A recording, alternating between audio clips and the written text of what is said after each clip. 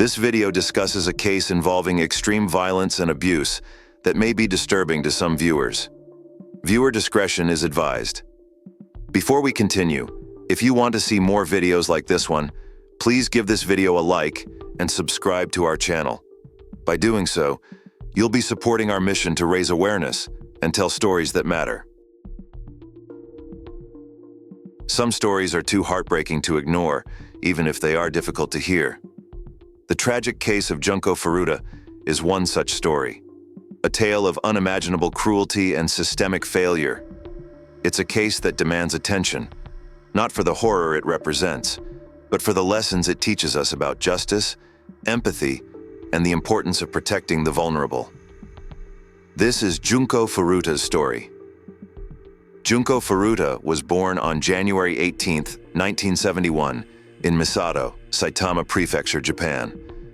A high school student with dreams and ambitions, Junko was known for her kind nature, hard work, and determination to succeed. She had a bright future ahead of her and was deeply loved by her family and friends. But on November 25, 1988, her life took a horrifying turn.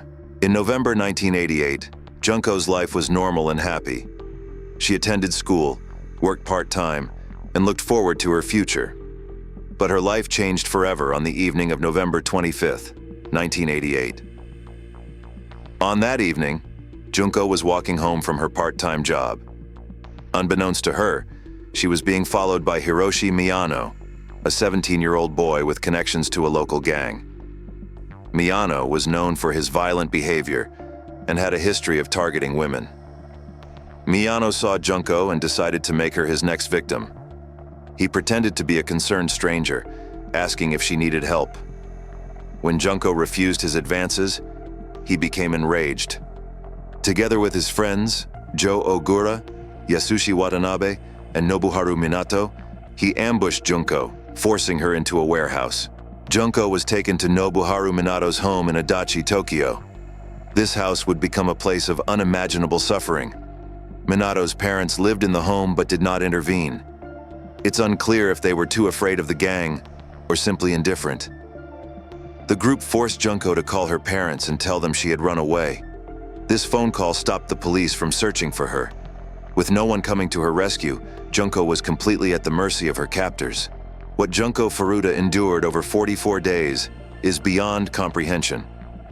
Her captors, Hiroshi Miyano, Joe Ogura, Yasushi Watanabe, and Nobuharu Minato, subjected her to levels of abuse and torture that no human being should ever experience. Their cruelty escalated daily, turning their victim's life into a living nightmare.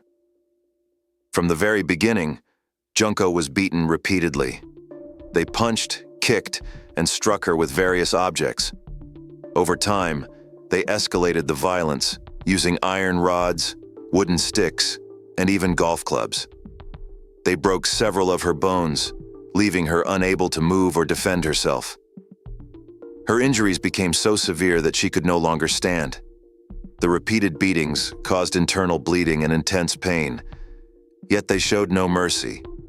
Even when she screamed and begged for her life, her captors laughed and continued their assault. The boys not only assaulted Junko themselves, but also invited their friends and other gang members to join in. Reports suggest that up to 100 different men were involved in sexually abusing her. They forced her to endure unimaginable suffering, often for hours at a time.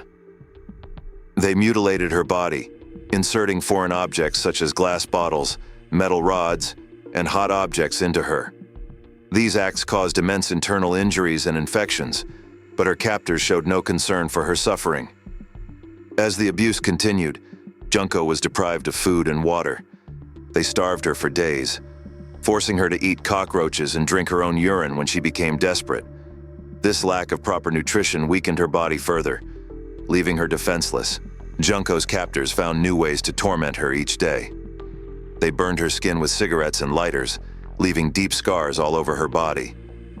At one point, they poured hot wax onto her face and body, laughing as she screamed in agony. In another instance, they used lighters and aerosol sprays to set her legs on fire. The burns were so severe that her skin became blackened and infected. Despite these injuries, they continued to attack her, showing no concern for the damage they were inflicting. Junko was not only physically abused, but also subjected to cruel psychological torment. They mocked her, called her degrading names, and told her that no one was looking for her. They forced her to dance naked in front of them and humiliated her whenever she cried or begged for mercy. One particularly cruel act involved forcing her to sleep on the freezing balcony during winter nights. She was left exposed to the cold for hours, even as her body was already weakened and covered in injuries. As the days turned into weeks, Junko's condition worsened. Her face became swollen and disfigured. Her body was covered in bruises, burns, and cuts. She was unable to move without immense pain, and the injuries made even basic tasks, like breathing or eating, excruciating. Despite her deteriorating condition, the boys continued to assault her. They saw her suffering as entertainment, a way to pass the time. This relentless torture destroyed her physically, emotionally, and mentally. The torture Junko Furuta endured over these 44 days was relentless and inhumane. Her captors stripped her of her dignity, safety, and hope. Yet, in the face of such unimaginable suffering, Junko showed an inner strength that remains an enduring part of her story. By January 4th, 1989, Junko was unrecognizable. Her body was covered in burns, bruises, and open wounds. She could no longer eat or drink without vomiting. The boys, frustrated with her condition, launched one final attack. They struck her with iron weights, poured lighter fluid on her body, and set her on fire. Junko died later that day from her injuries. In March 1989, Hiroshi Miyano, one of Junko's main captors, was arrested for an unrelated crime. He had been involved in the sexual assault of another woman. During questioning, police sensed that Miyano might have been involved in other crimes. When pressed further, he showed signs of unease and fear, leading officers to suspect there was more to his story. Eventually, Miyano cracked under pressure and revealed details about Junko Furuta's murder. He claimed that her body was hidden in a 55-gallon steel drum filled with concrete. This shocking confession set off an immediate investigation by the authorities. Following Miyano's confession, police began searching for Junko's body. He directed them to an abandoned lot in Koto, Tokyo, an industrial area filled with discarded materials. There, they found the steel drum, as Miyano described. It was heavy, sealed, and filled with concrete. When the drum was opened, police discovered Junko's remains. The condition of her body confirmed the extreme violence she had endured. It was a grim and heart-wrenching discovery that shocked even the most seasoned investigators. With Miyano in custody, the police began piecing together the events leading up to Junko's death. Miyano identified his accomplices: Joe Ogura, Nobuharu Minato, and Yasushi Watanabe. Each of them was arrested and interrogated. During these interrogations, horrifying details about Junko's captivity and torture emerged. The suspects initially tried to downplay their involvement, but the evidence was overwhelming. Witness testimonies from other gang members who had been invited to assault Junko, as well as physical evidence found at the crime scene, confirmed their guilt. When news of the case broke, it caused a nationwide outcry. The details of Junko Furuta's suffering were so harrowing that many struggled to believe such a crime could happen. Media outlets covered the case extensively, sparking outrage and sadness across Japan and the world. The public demanded justice for Junko and called for reforms in how juvenile offenders were prosecuted.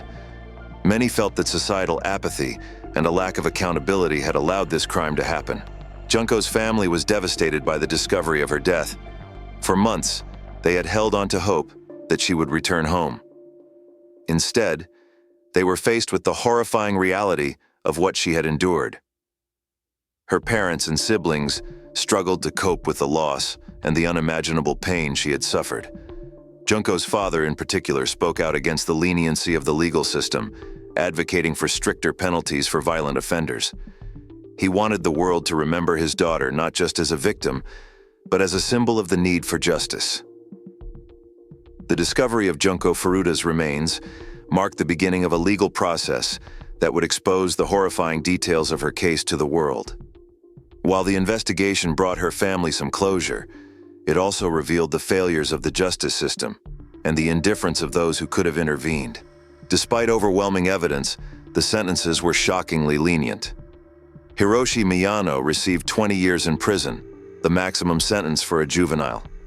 Joe Ogura, Yasushi Watanabe, and Nobuharu Minato received shorter sentences ranging from 5 to 10 years. Public outrage followed, with many questioning the Japanese justice system's handling of juvenile crimes. People felt that Junko's suffering deserved harsher punishment for her captors. Junko Furuta's case remains one of the most infamous crimes in Japan. It sparked debates about juvenile justice, victim protection, and societal indifference to violence. Junko's memory continues to inspire efforts to ensure such crimes never happen again. Junko Furuta's story is painful, but it must be remembered. It's a reminder of the importance of justice, empathy, and standing up for those who cannot protect themselves. Let us honor her memory by advocating for change. Thank you for watching. If you found this story impactful, make sure to like, subscribe, and turn on notifications so you never miss a new video. And always remember, every story counts.